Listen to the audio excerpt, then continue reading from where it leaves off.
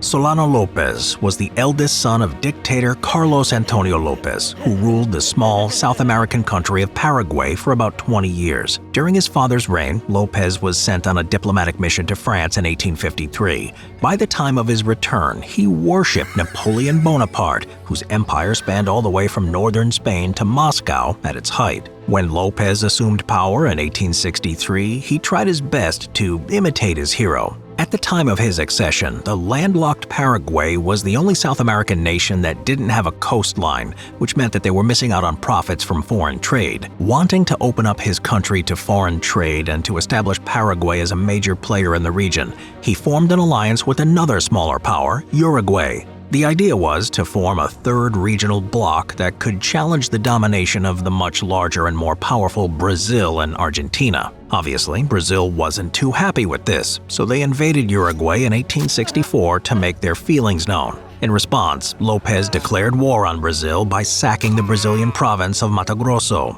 but he also had to send reinforcements to Uruguay to help them out. The thing is, though, to get there, his troops had to march through Argentina, and the Paraguayan president hadn't asked for permission. When the Argentines objected to this, Solano Lopez, who styled himself El Supremo, made the unbelievably foolish decision to declare war on them as well.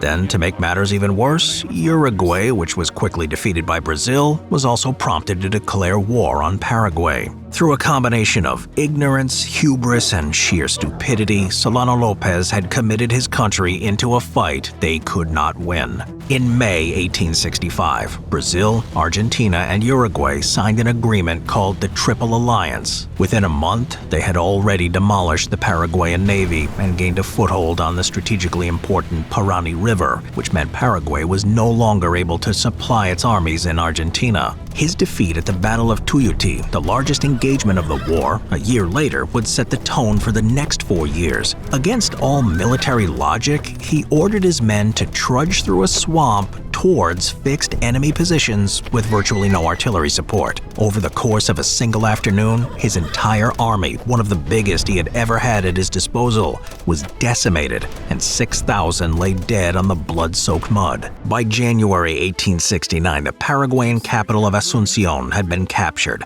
and Lopez was forced to retreat to the hills with whatever was left of his ravaged ranks.